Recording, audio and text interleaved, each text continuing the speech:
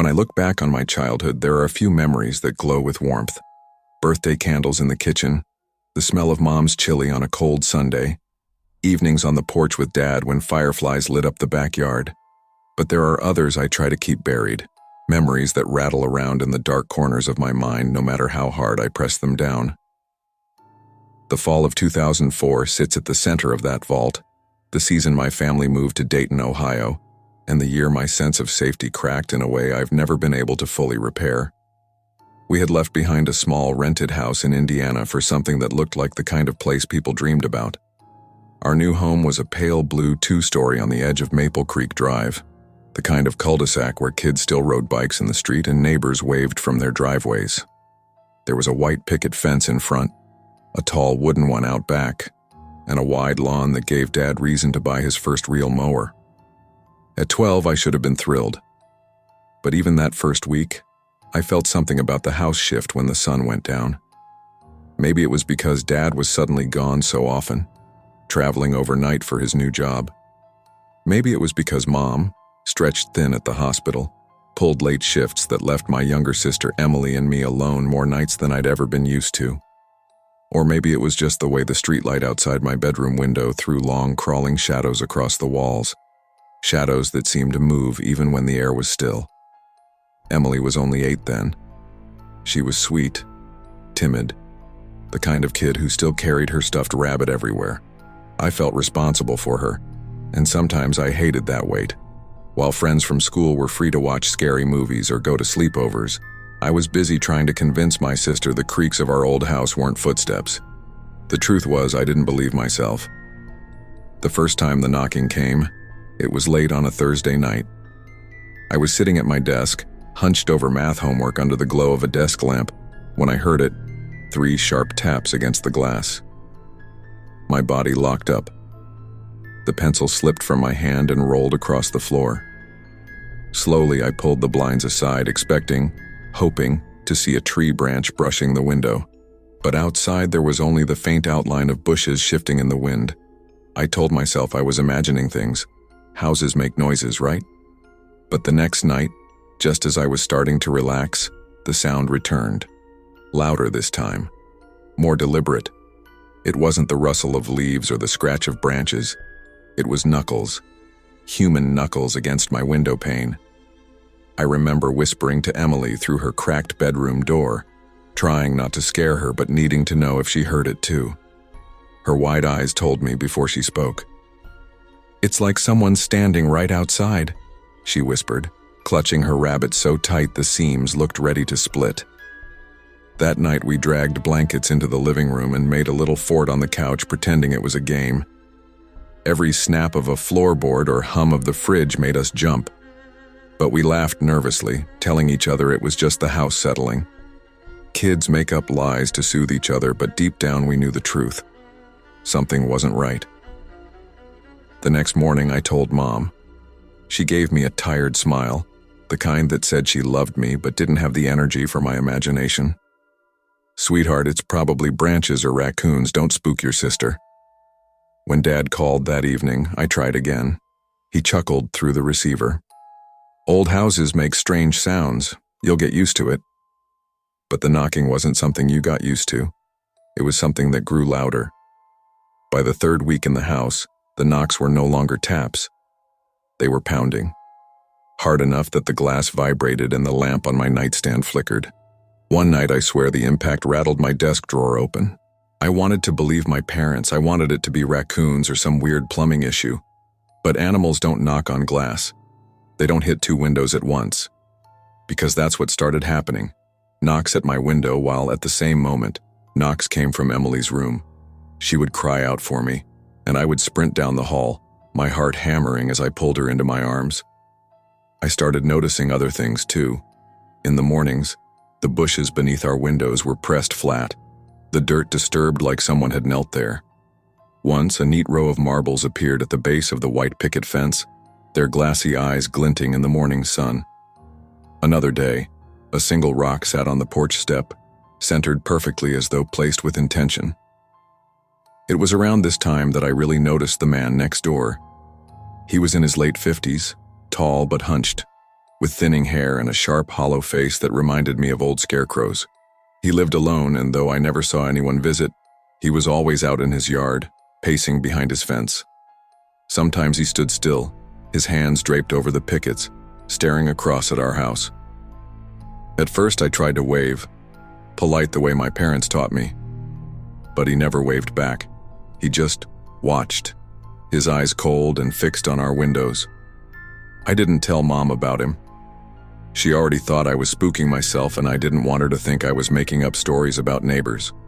But inside, I couldn't shake the feeling that he was connected to the noises. One Friday night, the fear became something real enough to taste. Dad was out of town, and Mom's shift at the hospital was running late. Emily and I were alone, the TV casting its faint blue glow across the living room while she dozed on the couch. I got up to lock the doors, checking each latch twice. That was when the knocking started again. Hard, fast, right against the living room window. I froze. My breath caught in my throat. The sound was inches away, separated only by thin glass and a curtain. I grabbed the phone with shaking hands but hesitated. Would Mom just tell me to calm down again? Would the police believe two scared kids? Then came the footsteps. Slow, deliberate, crossing the porch. The boards groaned under each step. I could see the shadow moving just beyond the curtain, long and stretched like someone standing with their ear pressed against the glass. I tiptoed over to Emily and shook her awake. "Don't say a word," I whispered, pulling her against me. Her eyes widened when she heard the squeak of the screen door, the faint sound of metal hinges. Whoever it was testing it, testing us. The silence that followed was worse than the noise. It stretched on, heavy and suffocating, until Emily's small whimper broke it. That was enough for me. I dialed 911 with trembling fingers, whispering, "Someone's outside my house."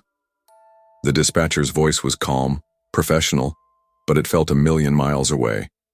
"Stay low, stay quiet. Officers are on their way." We crouched together on the living room floor, every second stretching into eternity. And then the pounding came again, this time at the back door. The whole frame shook, as if whoever it was knew the layout of the house, knew exactly where to move next. The pounding stopped only when red and blue lights cut across the blinds. I have never been so grateful to see the glow of a police cruiser.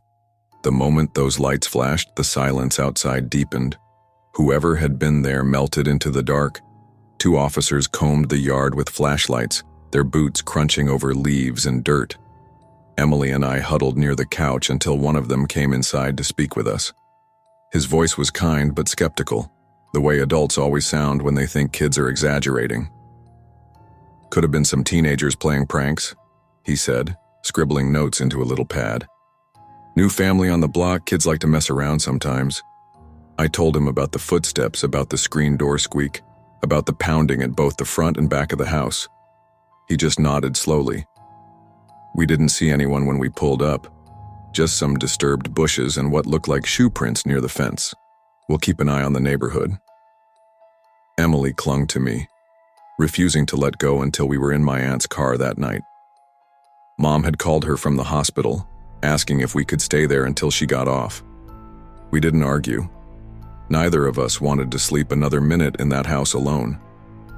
The next morning, Mom tried to ease things over with a smile. "Sweetheart, I'm not saying you didn't hear something, but maybe it really was kids, or even the neighbor's dog." Dad, back from his trip, frowned but didn't press the issue. He told us he'd add another lock to the back door and call a handyman about trimming the bushes. But deep down, I knew it wasn't kids. I knew it wasn't a dog. It was something deliberate. Someone who had stood outside our windows and doors, listening, waiting. And I couldn't shake the image of our neighbor, his hollow eyes following me from behind his fence. For weeks afterward, I couldn't sleep in my own room. Emily and I camped out in the upstairs hallway, sleeping bags spread across the carpet, a nightlight glowing at the end. Even then, every creak sent shivers down my spine. One afternoon, I came home from school to find our neighbor in his yard. He was pacing again, slow and steady, his hands trailing across the fence posts. For a moment, he stopped and looked directly at me. Not a wave, not a smile, just a long, unblinking stare that made my stomach twist. I ducked inside the house and locked the door, and from that day forward, I never felt safe in that house again. Years have passed, and still, I can't hear a knock at night without freezing. I've lived in apartments, college dorms, even a townhouse in another state, and yet the sound of knuckles against glass or wood sends me spiraling back to that living room in 2004. I've asked myself 1,000 times, who was outside that night? Was it really kids pulling a cruel prank as the police suggested? Or was it the neighbor, the man who paced his yard like a restless animal, whose eyes never left our windows? I'll never know. What I do know is how it felt. The feeling of being 12 years old, alone in the dark with my sister, realizing the adults who were supposed to protect us might not believe us. The helplessness of dialing 911 with shaking hands, wondering if help would come in time. The crushing silence of waiting while someone tried every entry point to our house. Some nights I still dream about the sound of those footsteps on the porch, the boards creaking under deliberate weight. In the dream, the footsteps never stop.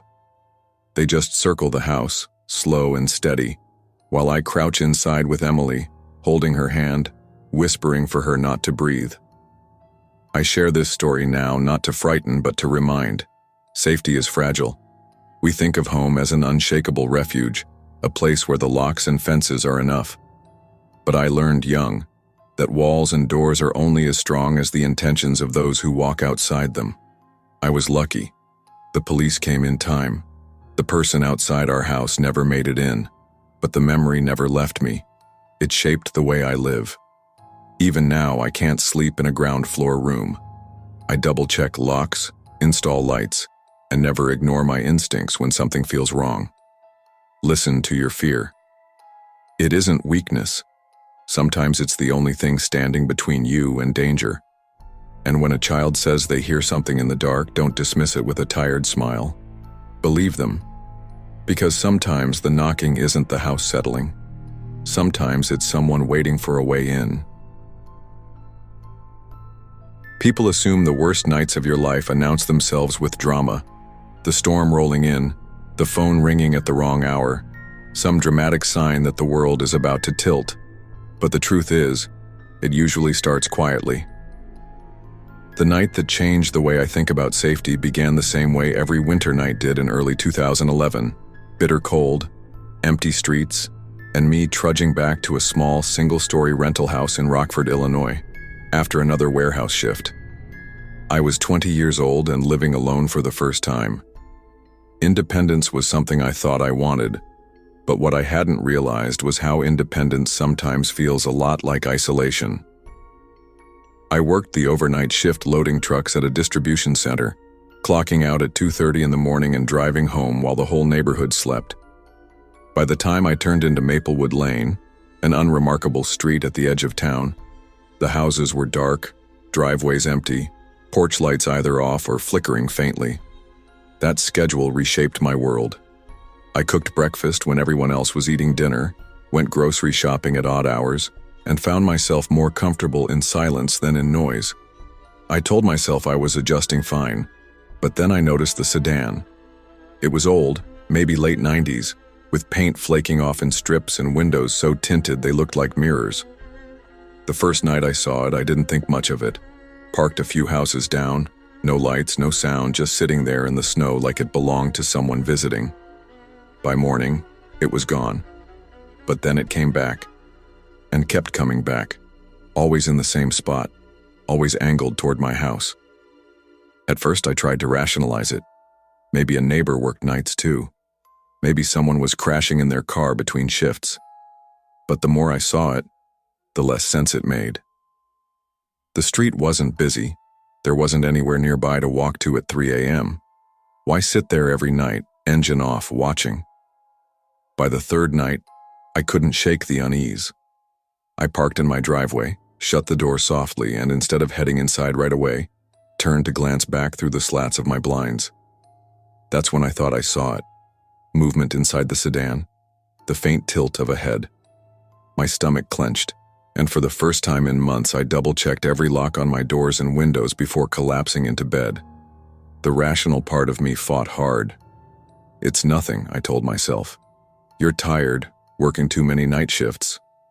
But another part of me, the part I usually ignored, whispered that this wasn't normal. Someone wasn't just parked there. Someone was watching. I tried to shake it off. I even mentioned it in passing to my mom over the phone that Friday, like I was embarrassed to admit how unsettled I felt. It's probably nothing, she said gently. People park weird all the time. Don't let it scare you. I wanted to believe her, but I couldn't, because the sedan didn't just park weird, it parked consistently. And the nights I didn't see it, I still caught myself pacing, peeking out the blinds like some paranoid recluse. Then came the snowstorm. Late January in Rockford is the kind of cold that bites bone deep. That night I drove home in swirling flakes, my wipers barely keeping up. As I turned onto my street, headlights swept across fresh snow, and my stomach dropped. The sedan was there again, tucked under the streetlight, black against the white, facing directly at my house. I parked quickly and jogged inside, snow crunching under my boots. Once inside, I killed the lights and let the blinds fall shut. My breath fogged as I stood in the living room, peering out through a crack. The car didn't move. No headlights, no engine hum. Just silent, patient stillness.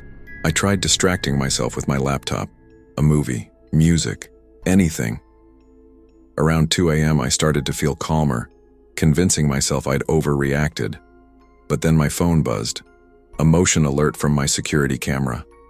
My chest tightened. The feed came from the camera I'd set up inside, pointed at my bedroom door, mostly to make sure the landlord's maintenance guy wasn't wandering in without notice.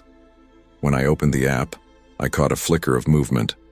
For less than 2 seconds, the lens captured the edge of a figure stepping into the room, tall, draped in dark clothing, before the feed cut out. The air left my lungs. Every hair on my body rose. I stared at the screen, my hands frozen. Someone wasn't outside. They were inside. I shut off every light in the house, heart pounding so loud it felt like the walls could hear it. My hands shook as I crawled across the living room floor, whispering to myself like a prayer. This isn't real, this isn't real. But then came the sound. A floorboard creaked behind me, slow, deliberate. The sound of weight shifting step by step. I grabbed the cordless phone from the kitchen counter, but my fingers fumbled across the keypad. Before I could dial, the footsteps came again. Heavier this time, closer, moving down the hall. I pictured the shadow from the camera feed, tall and faceless, gliding toward me. The back door was only a few feet away. I didn't think. I yanked it open, cold air stabbing me in the chest, and bolted barefoot into the snow. My socks soaked instantly, icy needles slicing through me, but I didn't care. I sprinted toward the tree line behind the property, lungs burning, every nerve in my body on fire. I didn't dare look back. I didn't want to see him. Branches clawed at my arms as I stumbled into the woods, snow dragging at my legs. Somewhere behind me, faint but undeniable, came the crunch of footsteps in the snow. Faster now. Chasing. I pushed harder, slipping, nearly falling until the sounds began to fade. My breath came in ragged gasps, and I pressed my back against a tree, trying to quiet the sound of my own panic. The woods were still, save for the whisper of wind and the occasional crack of branches. Time slowed to nothing. Minutes felt like hours. I crouched there, shivering in my hoodie, socks frozen to my feet, until the horizon began to gray with dawn. That's when the flashing lights came, red and blue strobes flickering through the trees. I stumbled out of the woods, half frozen, teeth chattering so hard I couldn't even form words at first. An officer spotted me and shouted, rushing over with his flashlight. They'd been called after a neighbor noticed my back door hanging open in the snow. The house was a mess. The back door frame splintered, lock broken clean through. My bedroom was torn apart, Dresser drawers dumped, blankets ripped back, closet ransacked. The officers swept the place with weapons drawn, but the intruder was gone. And so was the sedan. I gave them everything I knew. The nights I'd seen it parked outside. The license plate I'd snapped a photo of 2 nights earlier, half out of paranoia. At the time, it felt foolish. In that moment, it felt like the only smart thing I'd done all week. Weeks later, they caught him. 26 years old, homeless, living out of that sedan. What shook me wasn't just that he'd been watching. It was what they found inside the car. Photos of my house, printouts of my work schedule, a notebook filled with times, dates, and notes about my routine. He had been tracking me, mapping me out like prey. The detective told me I was lucky. He said the photo of the license plate made all the difference. I nodded, but inside I didn't feel lucky. I felt hollow. Because even though they caught him, they couldn't tell me how he bypassed the camera long enough to step into my bedroom without tripping every other motion sensor. They couldn't tell me how long he'd been inside before I noticed, and they couldn't take away the sound of those footsteps crunching behind me in the snow. It's been years since that winter, but the memory hasn't faded. Even now, every time I see a car idling on a quiet street, my chest tightens. Every creak of a floorboard makes me hold my breath. I check locks 3 times, keep cameras running, and never ignore the flicker of unease in my gut. People like to dismiss fear. They call it paranoia, imagination, nerves. But fear has a purpose. Fear kept me alive that night. Trust your instincts. When something feels off, it usually is. If a car is watching your house, if the knocks don't sound right, if your gut tells you danger is close, listen. Don't shrug it off because you're afraid of looking paranoid. Don't assume safety just because it's your home. Because I've lived through the moment when home wasn't safe. When the line between inside and outside collapsed, and a stranger's footsteps echoed through my world. I survived because I trusted that fear enough to run, and that fear, as much as I hate it, is why I'm still here to tell the story. I didn't know what loneliness really meant until I moved to Florida. The summer of 2015 was supposed to be a fresh start. I was 24, newly graduated, and I just landed my first full-time job in St. Augustine. The idea of palm trees, beaches, and warm weather sounded like paradise compared to the gray skies of Ohio where I'd grown up. But the reality was far less romantic. My new apartment complex wasn't glamorous. It was 2 rows of tan 2-story buildings arranged in a square, with a parking lot in the center and skinny palm trees planted in awkward spots, their fronds rattling against the stucco when the wind blew. The walls were paper thin. I could hear my upstairs neighbor's TV through the ceiling and the clatter of dishes when someone cooked in the unit beside me. At night, it felt less like a home and more like a dormitory full of strangers.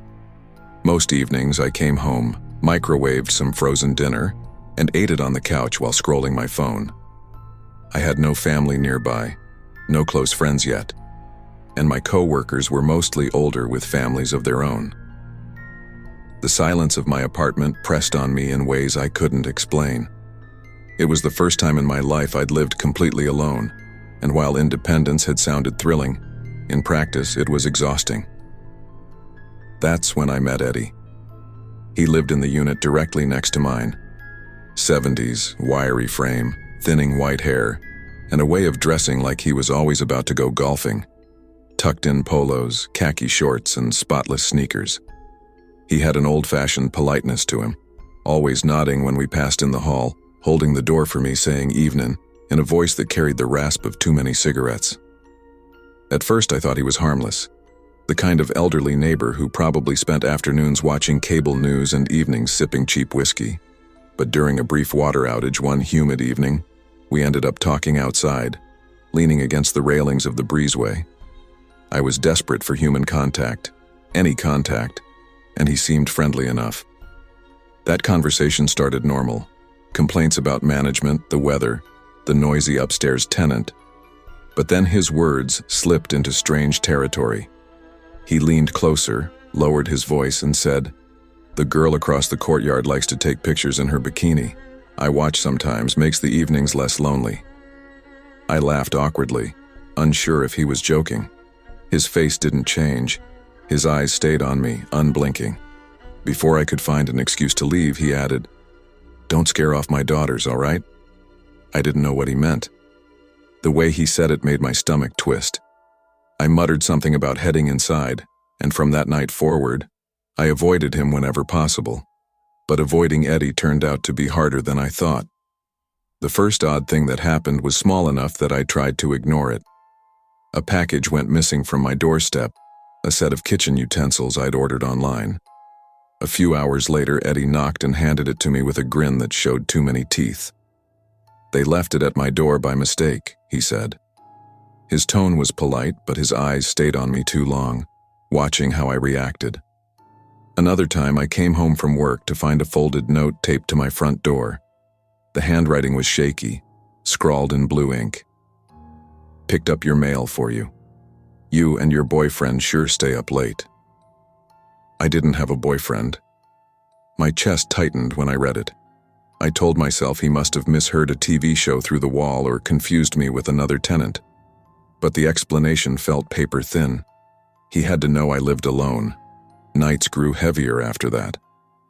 Around midnight, when I brushed my teeth in the bathroom, I sometimes heard faint tapping on the shared wall, rhythmic knocks spaced out like someone drumming fingers.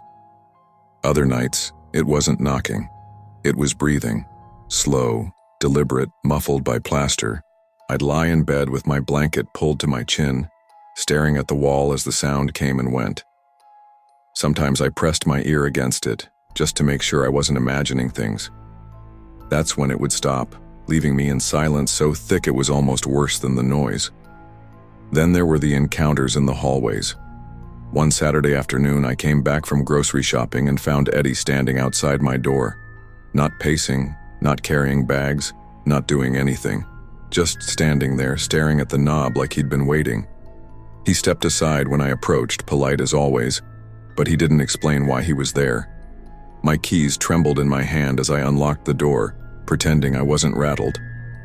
I kept my smile tight and walked inside without looking back, but my gut screamed that something was wrong. I thought about telling the complex manager, but what would I say? My neighbor breathes against the wall at night. He stands in front of my door without reason.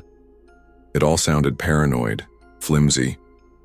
Still, I started locking the deadbolt the second I got inside. I stopped opening the blinds at night, and I avoided the breezeway whenever I saw him outside. But no matter how much space I tried to put between us, Eddie seemed to close the distance. It was a Tuesday night when things escalated. I'd just settled on the couch with a glass of cheap wine and a movie streaming in the background when the power flickered. My lamp dimmed, then snapped back. I blamed it on the Florida weather. Humidity and storms made outages common enough. A few minutes later, though, the light in the kitchen turned on by itself. I froze, staring at the glow spilling across the linoleum. I crept over, phone in hand, whispering, "Hello?" My voice cracked in the silence. The only sound was the refrigerator humming steadily. Then my stomach dropped. The deadbolt on my front door, the one I always turned clockwise, was reversed. Someone had turned it the opposite direction. My throat went dry. I grabbed my phone and dialed 911, whispering to the dispatcher that I thought someone was in my apartment. She spoke calmly, told me to lock myself in a room, and that officers were on their way. I ran to my bedroom, slammed the door, and pressed my back against it. My heart hammered so violently I thought the dispatcher would hear it over the line. Minutes stretched like hours. At first, silence. Then faint footsteps on the carpet outside. A creak, like weight shifting near the living room. I clamped my hand over my mouth, tears stinging my eyes. The dispatcher's voice buzzed in my ear. "Stay with me, officers are close." The footsteps stopped. Silence returned. By the time police arrived, my apartment was empty. They swept every room, checked the locks, and found no sign of forced entry. But the deadbolt had fresh smudges, as though someone had turned it with gloved hands. One officer suggested it might have been a maintenance mix-up. Another hinted I'd imagined the whole thing. But I knew what I'd heard. I knew what I'd seen. That night I didn't sleep. I sat on the couch until dawn, every muscle taut, waiting for a sound that didn't come. The next morning there was a knock at my door. I nearly jumped out of my skin. It wasn't Eddie, it was the complex manager. His face was pale, his expression unsettled. "Ma'am," he said, hesitating. "I thought you should know. We found Mr. Eddie this morning. He passed away." The words tangled in my brain. "When?" I asked. He shifted uncomfortably. "At least 2 weeks ago. Maybe longer." My skin went cold. 2 weeks.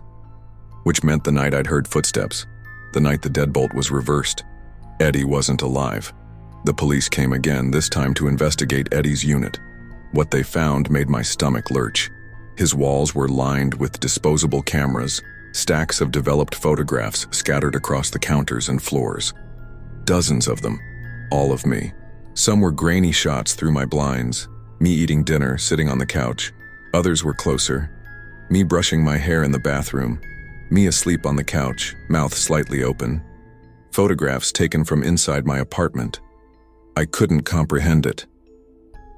My hands shook as the detective explained. Eddie had been watching me for months, studying me, documenting me like I was part of his collection. But he was gone before the police even found him. Which left one question gnawing at my mind like a wound. If Eddie was dead, who had been inside my apartment that night? I moved out within a month, breaking the lease even though it cost me more than I could afford. I packed everything into my car, drove until I hit the state line and swore I'd never live alone again. Even now, years later, the memories cling. I tape over peepholes. I wedge chairs under doorknobs. I check every lock 3 times before bed. Friends tease me about being paranoid, but they don't understand. They didn't live through that summer in Florida. When I close my eyes, I see the reversed deadbolt, the light flicking on by itself, the stack of photographs that should never have existed, and I hear the manager's voice saying Eddie had been gone for weeks. The truth I can't escape is this. Someone else was there. Someone who knew Eddie, or used his obsession as a cover, or slipped in through shadows when I wasn't looking. Whoever it was, they were inside my home while I sat on the other side of a thin wall, believing I was safe. I'll never know the full story. Maybe I don't want to. Loneliness can blind you to danger, and trust, once broken, is hard to rebuild. I learned the hard way that being alone doesn't just mean you're by yourself. It can mean you're vulnerable in ways you can't even imagine. And in the silence of a Florida night, I realized something I'll never forget. Sometimes the scariest neighbors aren't the ones you see, but the ones watching you when you don't even know they're there. When I think back on childhood, most memories glow with innocence. The smell of cut grass, the crunch of leaves under my bike tires, the way the air in Maple Hollow, North Carolina, seemed to hum with cicadas every summer. But one memory cuts through all of that like a jagged edge. It happened in the fall of 2006 when I was 11 years old, and for the first time in my life, I learned what it meant to be truly unsafe in the one place you thought you could trust, your own backyard. We lived in a split-level house tucked right against the woods where the tree line seemed endless. Our neighborhood wasn't dangerous. Maple Hollow was the kind of place where people still waved when they passed you on the street, where the corner gas station had a bulletin board covered in flyers for church bake sales and yard work offers. My parents, good and trusting people, believed it was safe enough to leave me and my 16-year-old brother Josh home for the weekend while they went on a church retreat. 16 seemed grown up to them. To me, Josh was still just Josh, the lanky kid who stayed holed up in the basement with his video games. That weekend, I got it in my head that I needed to prove I wasn't just a little kid anymore. I'd begged for permission to camp in the backyard before, and my parents always said no. But with them gone, I saw my chance. Josh barely glanced at me when I dragged the old green canvas tent out of the garage. "Whatever, man," he muttered, his headset already back on. So, I set up camp just off the porch, close enough that I could still see the kitchen light shining through the back window. I carried blankets, a flashlight, and a pillow, arranging them in a way that felt like a real adventure. The ground smelled like damp leaves, and the air was cool enough to sting my nose a little. For the first hour, it was exciting. I imagined myself as some kind of explorer, brave enough to sleep under the stars. But bravery has a way of fading when the world around you goes quiet. At first, the crickets filled the night with their steady chirp, and I felt lulled by the rhythm. But sometime after midnight, the sound cut off like someone had flipped a switch. I remember sitting up, holding my breath, wondering if I'd imagined it. Then I heard it. Slow, deliberate footsteps in the grass. I told myself it had to be Josh. Maybe he'd finally noticed I was out there and decided to come scare me. My voice came out shaky when I whispered, "Josh?" No answer. The footsteps grew closer, pressing into the damp ground with a weight that made my heart kick hard against my ribs. My flashlight lay beside me. I grabbed it, hand trembling, but before I could turn it on, I heard the sound I'll never forget. The zipper on the tent sliding down, tooth by tooth. At first it was slow, almost testing, and then it tugged quicker, like whoever was outside grew impatient. I froze, hoping if I stayed perfectly still, it would stop. But it didn't. The flap peeled back and a rough hand shot inside, wrapping around my ankle with a grip so hard it burned. The beam of my flashlight swung wild, catching a flash of him. A man crouched low, face hidden in the shadows, eyes glinting when the light caught them. His frame was tall and gaunt, his clothes dark and dirty. For a moment, my brain refused to make sense of what was happening. Then instinct took over. I screamed. Not the kind of scream you let out when you're startled, but the kind that rips through your throat when every part of you knows you're in danger. The man's grip tightened, yanking me toward the opening. I kicked and thrashed, clawing at the ground. My scream must have carried through the walls because suddenly the back door of the house flew open, slamming against the siding. Josh's voice cracked through the night. "Get away from him!" I had never been so relieved to see my brother. He burst out of the house barefoot, his hair a mess, clutching Dad's baseball bat with both hands. For once, he wasn't the distracted, too cool teenager who barely noticed me.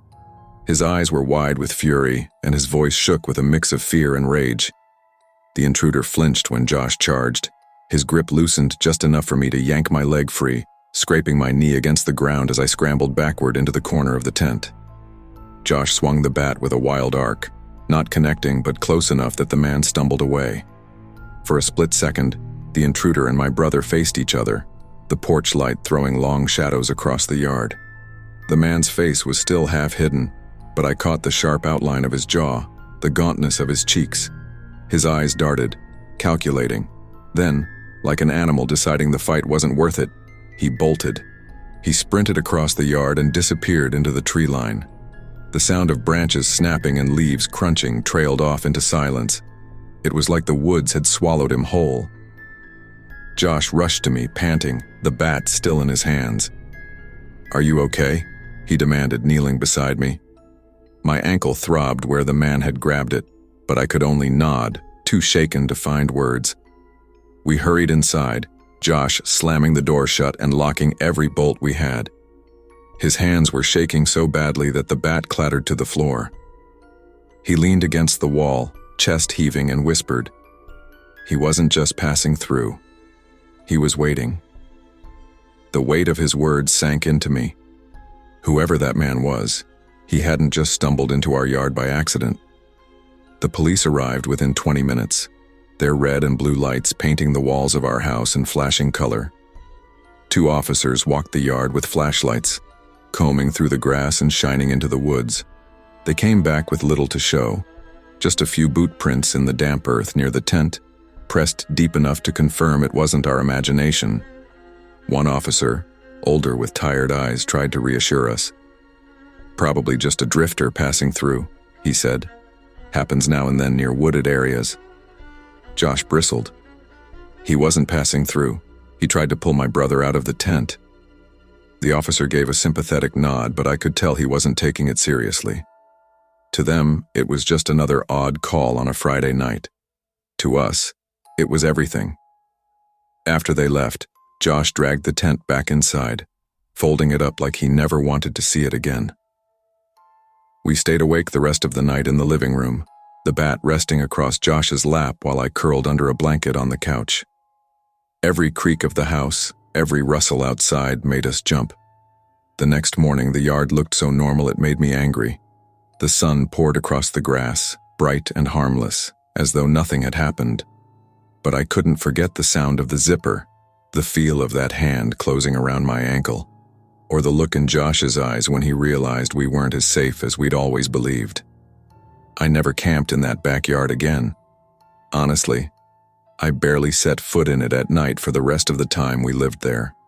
The woods that once seemed like an adventure now loomed like a threat, and even years later I can't hear the sound of a tent zipper without my chest tightening. Josh and I never talked much about that night. He went back to his video games and I went back to being the younger brother who looked up to him. But there was an unspoken shift between us. For all the times I thought he didn't care, that night proved he did. He'd run into the dark for me, swinging a bat at a man who could have had a knife. As I got older, I thought about that man more than I wanted to. Who was he? Why our yard? Was he watching us from the woods before he made his move? The police never found him, and maybe that's the worst part, the not knowing. But one truth stuck with me. The places we believe are safest can be broken into in an instant. Childhood yards, locked doors, even the glow of a porch light mean nothing to someone determined to hurt you. Don't mistake comfort for security. Safety isn't guaranteed just because you're home. That night I learned fear has a way of finding you when you least expect it, and sometimes the only thing standing between you and danger is the courage of someone who refuses to back down. There's a strange kind of silence that settles over a neighborhood when the sun dips low and every house around you seems empty. Some people find it peaceful. I used to. In the summer of 2013, when I was 15, that silence was my constant companion. I lived with my parents in a quiet, middle-class pocket of Burlington, Vermont, in a modest, split-level home with an above-ground pool in the backyard and a wooden fence that stretched across the property line.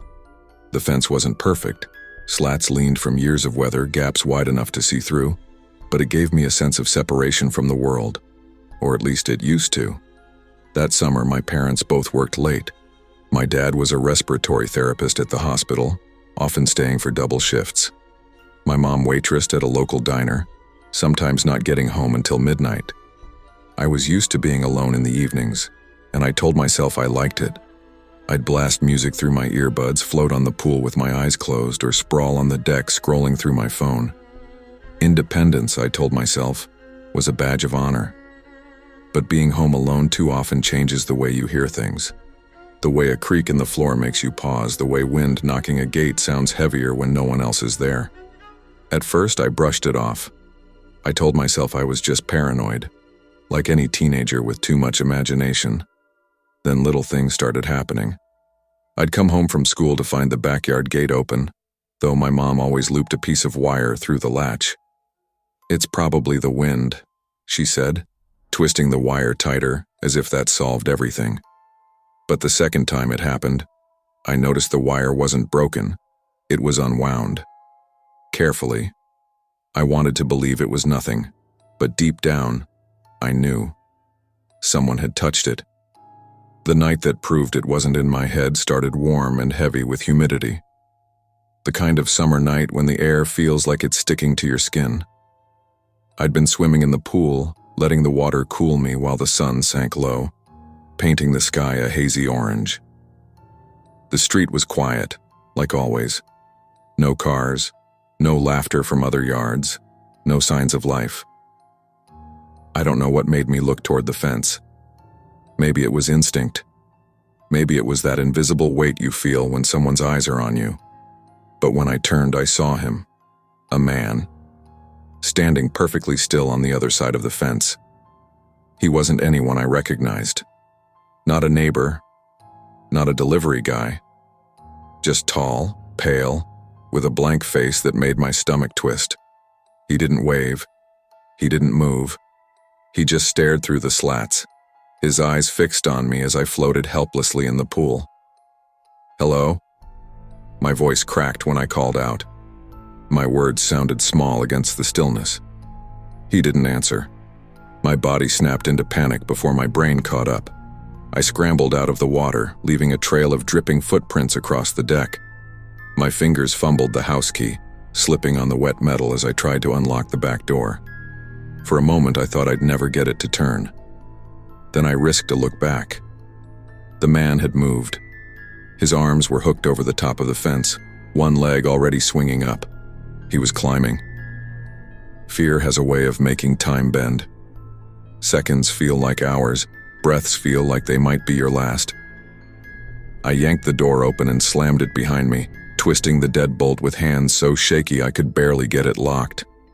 My heart pounded in my ears so loud it felt like it shook the glass in the windows. Then I heard it, the soft thud of his shoes hitting the deck. I crept to the window, keeping low, and pulled the blinds just enough to see. He stood just feet away, close enough that if the glass wasn't there, he could have reached out and touched me. His face was pale, slack, without emotion. That was the worst part. Not anger, not frustration, not even surprise. Just nothing. Like I wasn't even a person to him. Like I was an object. He lifted one hand and pressed it flat against the glass, slowly, deliberately, testing the barrier between us. I dropped to the floor, grabbing for the cordless phone. My wet hand slipped, the plastic slick, but I punched 911 with trembling fingers. Before the call could connect, headlights swept across the fence, two bright beams cutting through the dark. My dad's car. The man turned his head toward the light, almost curious. Then he dropped his hand, stepped off the deck, and walked calmly to the gate. Calmly. He unwound the wire with practiced ease and slipped into the neighbor's yard. By the time my dad's tires crunched into the driveway, the man was gone. The police came quickly. My dad had barely heard the story before he was on the phone, his voice sharp with urgency. Two cruisers pulled up, lights flashing, and officers swept through the backyard with flashlights, combing the fences and grass. One of them crouched by the gate. "Wire's loose," he said, his beam catching the shiny twist marks where the man had unfastened it. "No damage." He knew what he was doing. I gave them the description. Tall, pale, blank expression, average build. It wasn't much, but when they ran it, something clicked. A man matching that description had been staying a few blocks away with his sister. He was on parole, burglary, assault, and just a week before, he'd broken into a house down the street, while the family slept inside. They found him later that night. He didn't resist. He didn't even deny being in our yard.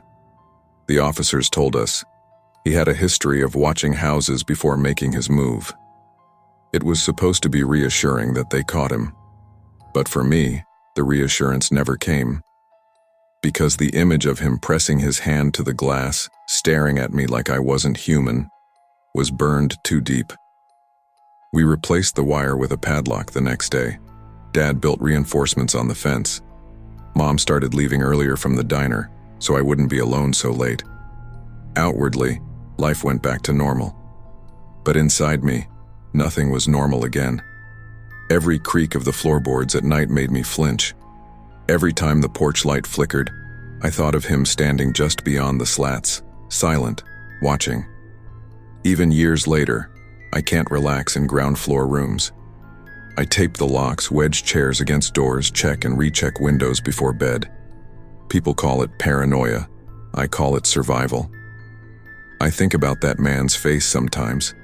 Not in nightmares, though I had plenty of those, but in quiet moments, when I sit by a window and wonder how many times he stood there before I saw him, how long he'd been planning, how close I came to being more than just a target of his stare.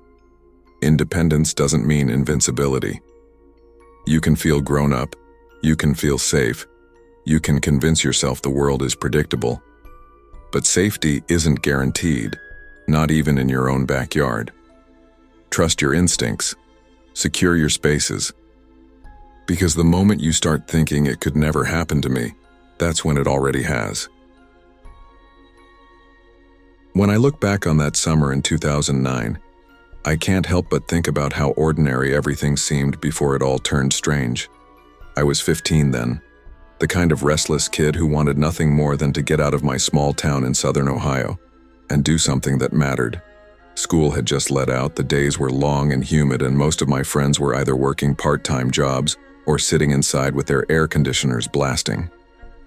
My family didn't travel, and my mom worked nights at the hospital. So when Caleb Parker invited me to spend the weekend at his place, I didn't hesitate.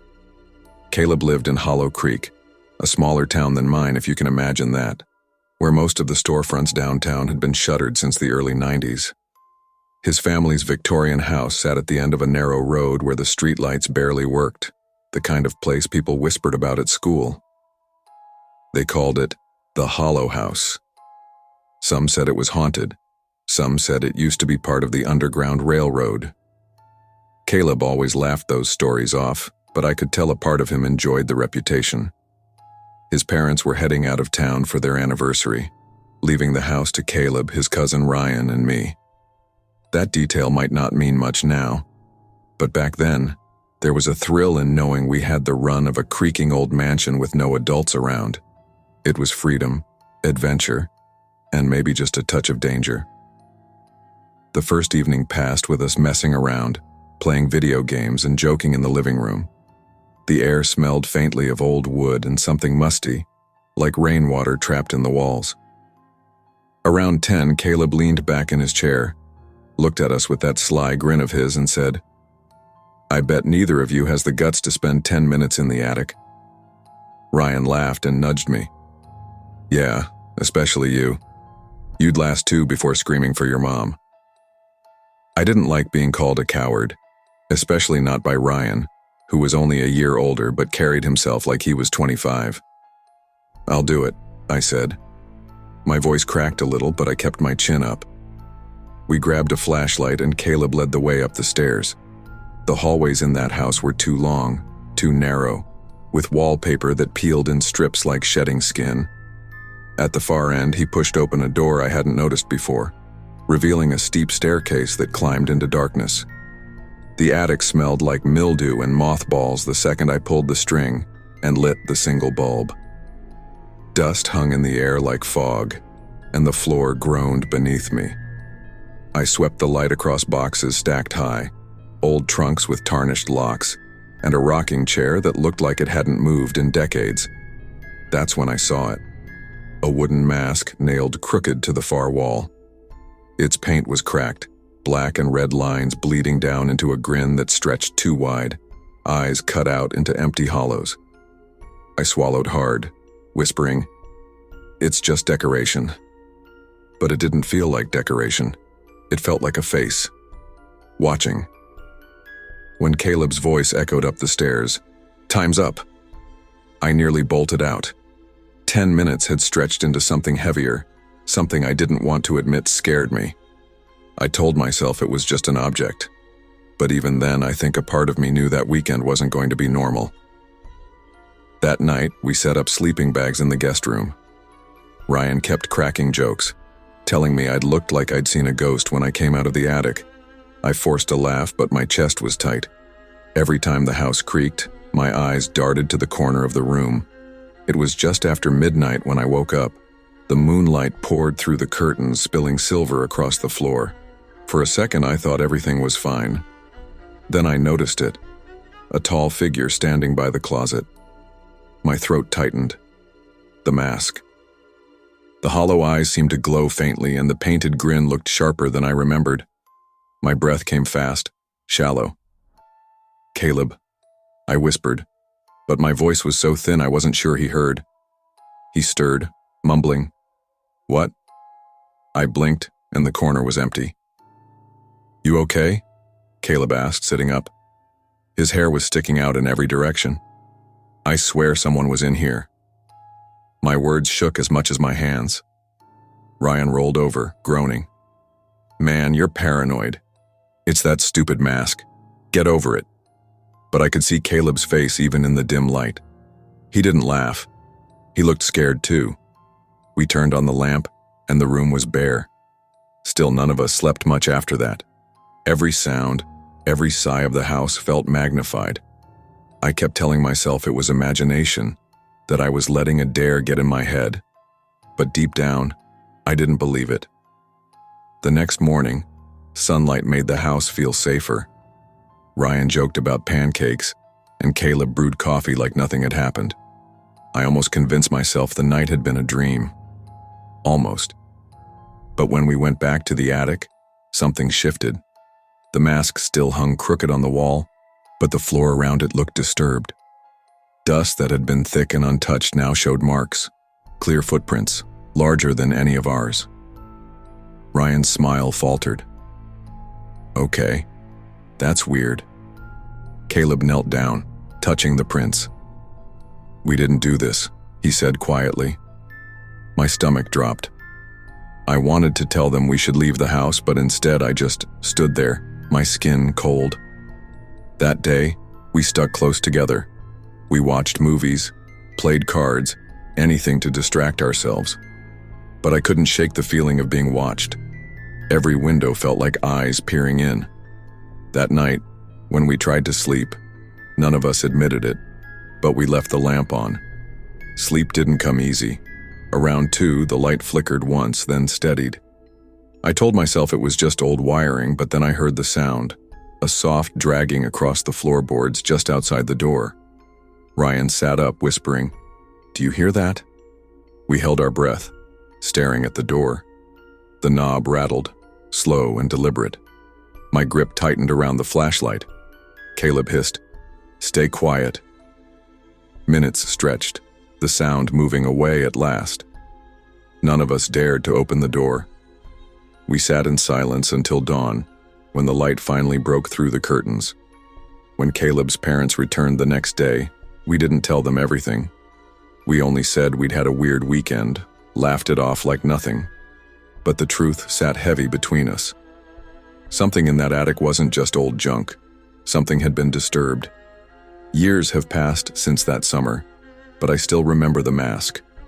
I've had nightmares where it waits in the corner, where its grin grows wider the longer I look. I'll wake drenched in sweat, swearing I heard footsteps in my room. I lost touch with Ryan, and Caleb moved away, but once in a while we'll talk, and I know he remembers too. He'll say, "You still think about the attic?" And I'll hear the tremor in his voice that tells me he hasn't forgotten. The older I get, the more I wonder if what we experienced was supernatural or something worse. Some intruder, some presence we never saw clearly. Either way, the fear was real. The silence in that house was real, and the lesson I carry is simple. When you tamper with places that feel wrong, when you brush off the unease that gnaws at your gut, you invite danger. It doesn't matter if it's a mask on a wall or a locked room in an old house. Sometimes fear is there for a reason. Sometimes it's the only thing keeping you safe. Never ignore your instincts when something feels off. Curiosity can push you toward places you aren't meant to disturb, but fear exists to protect you. Trust it.